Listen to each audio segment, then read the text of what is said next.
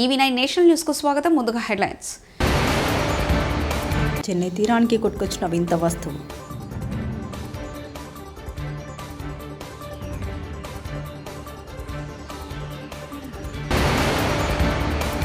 మంత్రి నారా లోకేష్ సమక్షంలో సిస్కోతో ఒప్పందం.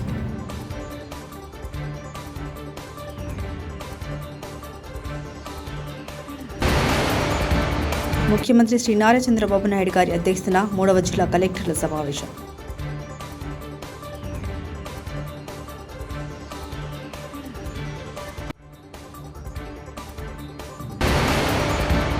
అసెంబ్లీ అంటే అది మల్లారెడ్డి ఆసక్తికర వ్యాఖ్యలు.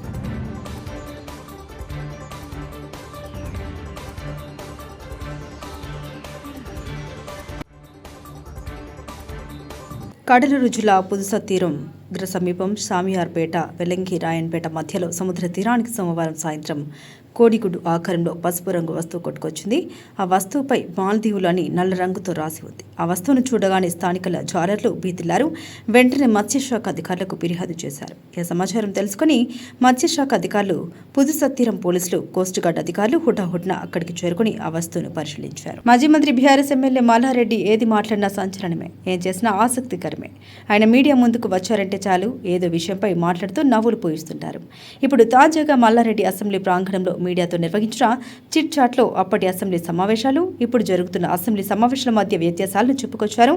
గతంలో అసెంబ్లీని ప్రజలు ఆసక్తిగా చూసేవారని అన్నారు. ఇప్పుడు మాత్రం బట్టలు విప్పుడు కత్తులు దూసుడే అన్నట్లుగా సమావేశంలో కనిపిస్తోందంటూ కామెంట్స్ చేశారు. అంతేకాకుండా అసెంబ్లీ లాబీలో మల్లారెడ్డి వివేక్ మధ్య జరిగిన సంభాషణ కూడా ఆసక్తికరంగా మారింది.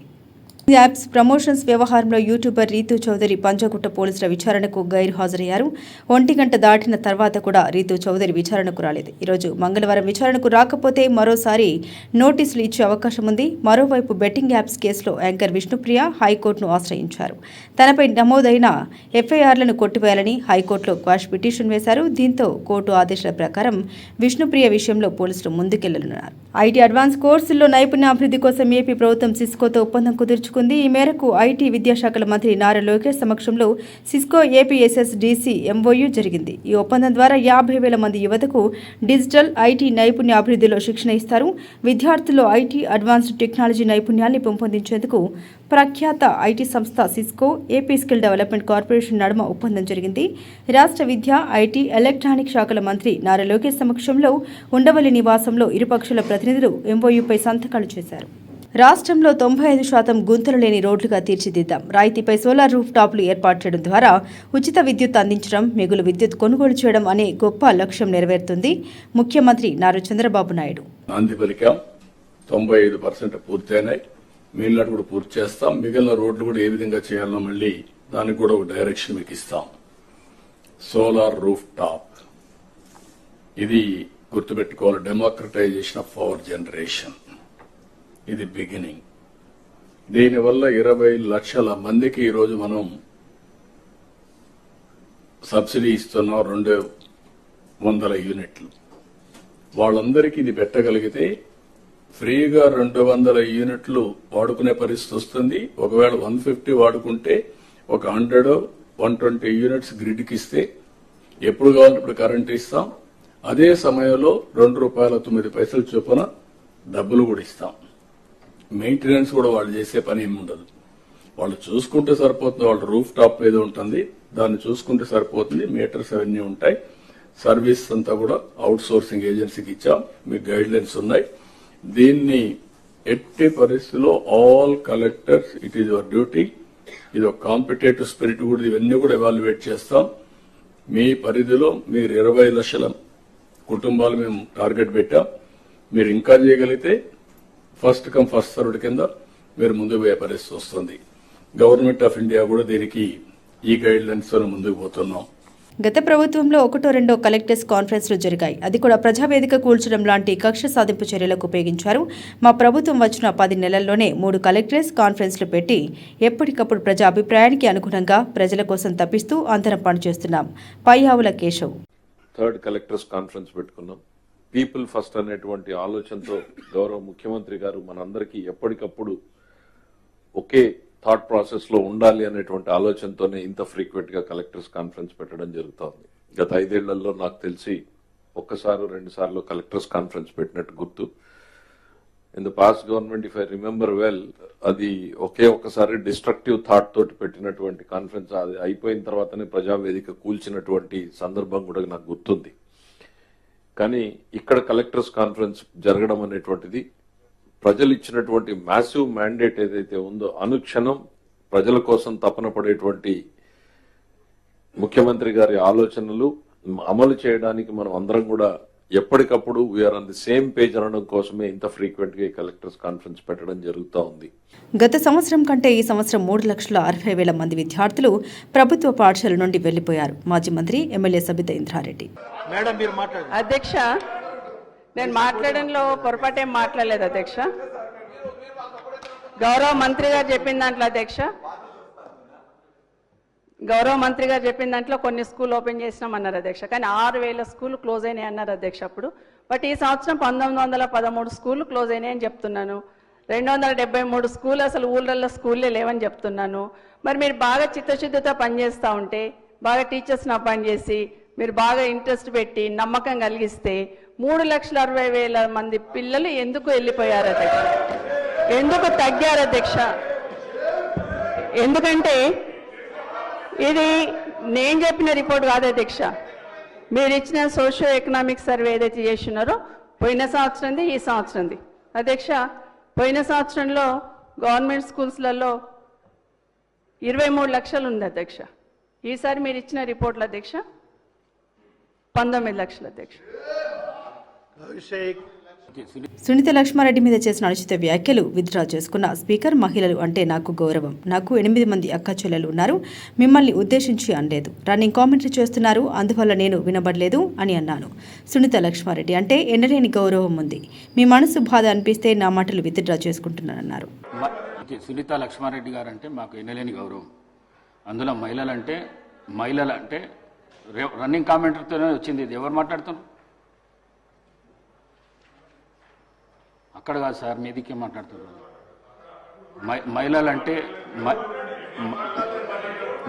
మహిళలంటే ఎనలేని గౌరవం నాకు 8 మంది సిస్టర్స్ ఉన్నారు.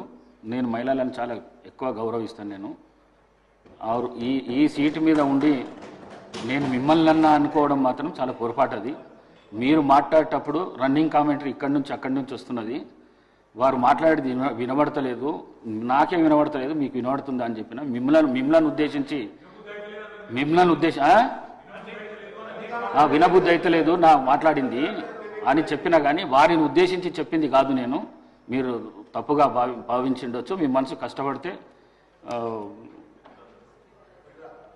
విడ్రా చేసుకుంటారు.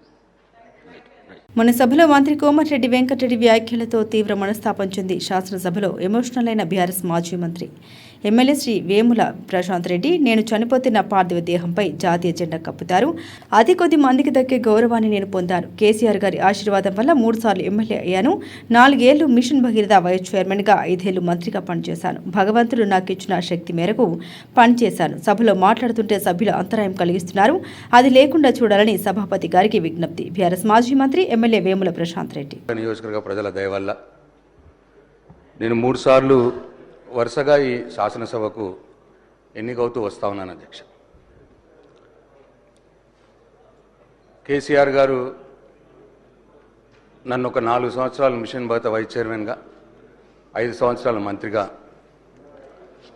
నాకు అవకాశం ఇచ్చినారు అధ్యక్ష. అయితే మంత్రిగా, మిషన్ భగీరథ వైస్ చైర్మన్గా ఆ దేవుడు నాకు ఇచ్చిన శక్తి మేరకు కేసీఆర్ గారి మార్గనిర్దేశకత్వంలో ఈ రాష్ట్రానికి సేవ చేసుకున్నాను అధ్యక్ష. అయితే అధ్యక్ష, నేను చనిపోతే నా పార్థివ శరీరం మీద జాతీయ జెండా కప్పుతారు అధ్యక్ష. జాతీయ జెండా కప్పి గన్ సెల్యూట్ కూడా చేస్తారు. అట్లా ఈ రాష్ట్రంలో చాలా కొద్ది మందికి ఆ గౌరవం ఉన్నది అధ్యక్ష. ఆ కొద్ది మందిలో నేను ఒక్కని. కాబట్టి ఈ శాసనసభలో మాట్లాడే సందర్భంలో తమరు మైక్ ఇస్తే, తమరు అవకాశం ఇస్తే బాధ్యతగా మాట్లాడటానికి నేను ప్రయత్నం చేస్తా అధ్యక్ష. ఎక్కడ కూడా ఎవరిని కూడా కించపరిచే విధంగా కావచ్చు, సబ్జెక్ట్ డివియేట్ అయ్యే విధంగా కావచ్చు. మాట్లాడకుండానే అధ్యక్ష, ఇటువంటి దయచేసి సభను ఆర్డర్లో పెట్టి నాకు ఇంటరప్షన్స్ లేకుండా నేను చెప్పిన తర్వాతే. సంగారెడ్డి జిల్లా ప్రభుత్వ ప్రధాన ఆసుపత్రిను జిల్లా కలెక్టర్ క్రాంతి వల్లూరు ఆకస్మిక తనిఖీ చేశారు. ఈ తనిఖీ సందర్భంగా ఆసుపత్రిలో సిబ్బంది హాజరు పట్టికను పరిశీలించారు. విధులకు హాజరు కాని వైద్యులపై కఠిన చర్యలు తీసుకోవడం తప్పదని స్పష్టం చేశారు. మెరుగైన వైద్య సేవలు అందించేందుకు అవసరమైన మార్పులపై అధికారులకు సూచన ఇచ్చారు. సమయానికి హాజరు కాని వైద్యులు, సిబ్బంది నిర్లక్ష్యంగా వ్యవహరించినట్టు తేలితే కఠిన చర్యలు తీసుకుంటామని కలెక్టర్ హెచ్చరించారు. ప్రజలకు నాణ్యమైన వైద్య సేవలు అందించే బాధ్యత ప్రతి ఉద్యోగి నెరవేర్చాలని కలెక్టర్ స్పష్టం చేశారు.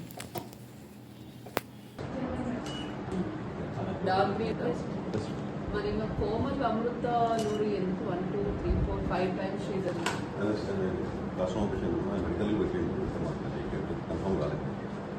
మళ్ళీ ఈరోజు కూడా అంత ఇయ్యంలో ఎన్ని సీఎల్స్ ఉంటాయి వీళ్ళకు? అనాథరైజ్డ్ హ్యాబ్సెన్స్ అవుతుంది కదా అది. ఇట్లాంటివి 20 సీఎల్స్ అంటే 2 సీఎల్స్ ఎక్స్ట్రా తీసుకోండి.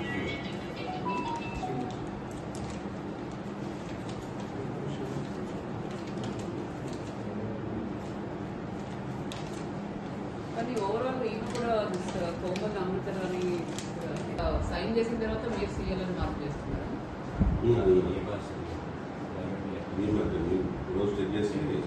మరి ఎట్లా సైన్ చేసినారు?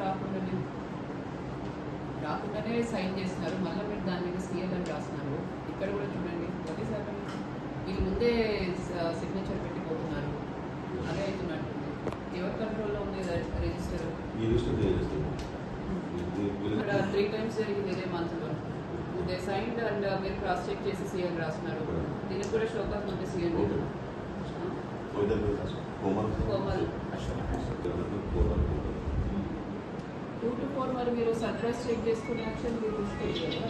మీరు ఎరైజ్ చెక్స్ అయినా చేసి మరి వీళ్ళు ప్రజెంట్ ఉంటున్నారా లేదా లేని వాళ్ళకి మీద యాక్షన్ తీసుకోవాలి. నిన్న ముస్లామా కేసు ఏంటండి బయట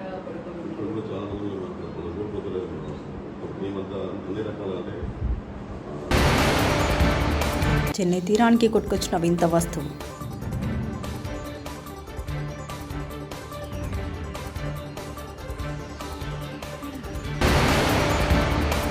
మంత్రి నారా లోకేష్ సమక్షంలో సిస్కోతో ఒప్పందం.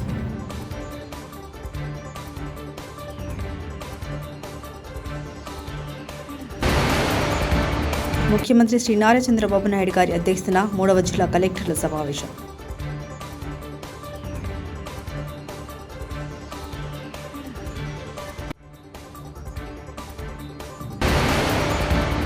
అసెంబ్లీ అంటే అది మల్లారెడ్డి ఆసక్తికర వ్యాఖ్యలు.